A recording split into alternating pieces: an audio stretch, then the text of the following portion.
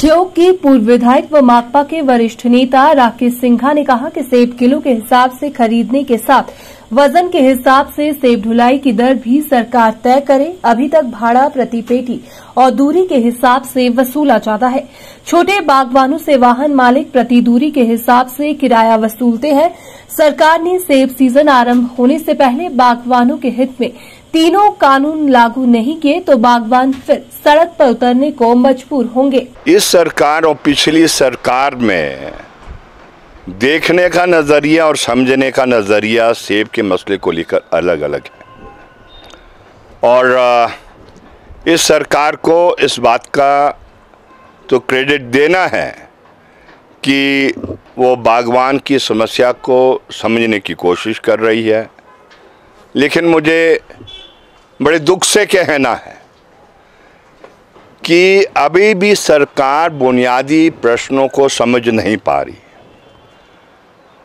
बुनियादी समस्या क्या है, जब तक आप उसको नहीं समझ पाएंगे मैं समझता हूं आप हल नहीं निकाल पाएंगे। पहली बात है कि जो टर्म्स ऑफ ट्रेड है वो मंडी के अंदर आड़ती निर्धारित करता है। इस बात पर सरकार को स्पष्ट हो जाना चाहिए और आज से नहीं, जब से दुनिया में खरीद फरोख्त का मसला चला है शक्तिशाली हमेशा वो रहा है जो मंडी के अंदर खरीद करेगा। इसलिए रेगुलेशन एक्ट बनाए गए समय समय पर और मैं समझता हूं सरकार ने नया कुछ नहीं किया।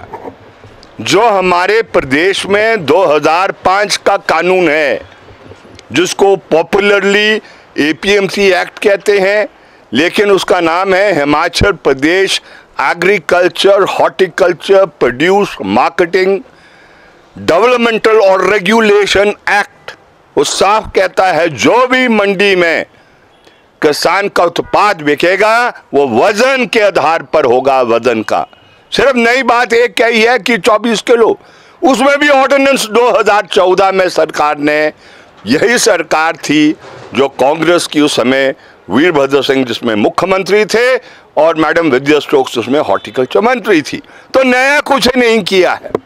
और इसीलिए आज हम क्या कह रहे हैं, अगर आपने किसान के पक्ष में हस्तक्षेप करना है तो महज वजन कह के नहीं बात बनने वाली, क्योंकि हम जानते हैं गरीब जो है बागवान है अधिकतर 6 बीघे से कम है, उसका बोलबाला मंडी में नहीं चलता है, आड़ती का बोलबाला चलता है और नियंत्रण करने के लिए कोई मशीनरी नहीं है। इसलिए हम कह रहे हैं यूनिवर्सल कॉटन सेल्फ रेगुलेटरी है, मतलब अपने आप में नियंत्रण करने का काम है वजन को, और उसमें 20 किलो से अधिक सेब आता नहीं है। पुराने जमाने में जब रई की पेटी चलती थी, बाद में सफेदे की पेटी आई, उस समय भी वो जो वजन होता था 10, 11, 12 किलो का बराबर का वजन हुआ करता था। कोई भी आप अलग अलग ग्रेड, जब आप 3 किस्म की पेटियों में 5 किस्म के ग्रेड डालते थे तो बराबर का वजन वो आता था और बराबर का रेट मंडी से उसका मिलता था जो आपका क्वालिटी फ्रूट हुआ करता था। इसलिए आज हम सरकार से दोबारा विनती करना चाहते हैं, गलतफहमी के शिकार में मत हो, और जो आपको गाइड कर रहा है मैं समझता हूं सही गाइडेंस आपको नहीं मिल रही है। इसमें निश्चित रूप से विरोध होगा, क्योंकि जब मंडी शुरू हो जाएगी, जब सीजन शुरू हो जाएगा, बोलबाला द्वारा मंडी में आड़ती का चलेगा। आज भी एक बात मैं कहता हूं और जोरदार तरीके से कहना चाहता हूं, कंपनियां आई होंगी उसे नुकसान कई होंगे, अडानी से होंगे, देवभूमि से हुए होंगे, लेकिन एक मानसिकता नई पैदा की, वजन वो आधार बना और ग्रेड भी आप ख्याल करें, इनका ग्रेड नहीं चलेगा, यूनिवर्सल ग्रेड है। जो 51 mm का क्या साइज होगा, 55 mm का क्या होगा, 60 mm का क्या होगा, ये अपना ग्रेड इन्होंने इन्वेंट किया है जिससे किसान की लूट हो रही है। ये है एक बात। दूसरी बात है कि अगर बागवान के पक्ष में आपने हस्तक्षेप करना है तो आपको 3 कानून लागू करने हैं। एक तो यही कानून है जिसका जिक्र मैंने किया है।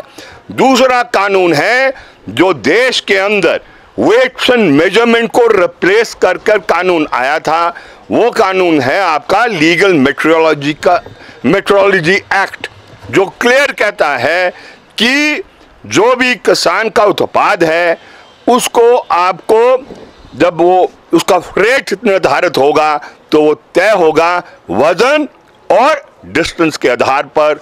उसमें बल्कि नॉन बल्कि जरूर उसमें जिक्र किया है। इनको निर्धारित करना है कि सेब बल्कि में आएगा या नॉन बल्कि में आएगा, ये निर्धारित नहीं है। और वो हिल एंड प्लेन रोड्स और कच्चे रोड्स का है, उसके आधार पर वो करना है। आज भी मैं ये कहता हूं, सेब का भाड़ा देश के अंदर कोई वस्तु नहीं है जिसका भाड़ा इतना महंगा है और इसलिए किसान को कुछ बच रहा नहीं है, वो घाटे का सौदा लगातार बनता जा रहा है। और तीसरा कानून है, अगेन वो सेकंड कानून को स्ट्रेंथन करता है, वो है जो टैक्सेशन का कानून है। टैक्सेशन का कानून ये 1955 में ले आया था, लेकिन हमारे राज्य में वो जो सब्जी है और सेब है और फ्रूट है वो 98 में लाया गया था। और वो भी यही तय करता है कि जो फ्रेट चार्ज किया जाएगा वो किया जाएगा आपके डिस्टेंस और वजन के आधार पर। ये कानून है Himachal Pradesh goods and passenger and goods taxation act, जिसमें कहा है कि जो टैक्स होगा वो कितना होगा, फ्रेट का 5% एंड 10% निर्धारित वो होगा। तो इसलिए हम सरकार से द्वारा विनती करना चाहते हैं, कहीं धोखे में ना आए। और इस साल आपने अमल कर दिया तो अमल हो जाएगा, नहीं किया तो बोलबाला वही चलेगा जो आज से पहले चल रहा था और किसान लूटता जाएगा। इतनी हम सरकार से ये विनती करना चाहते हैं।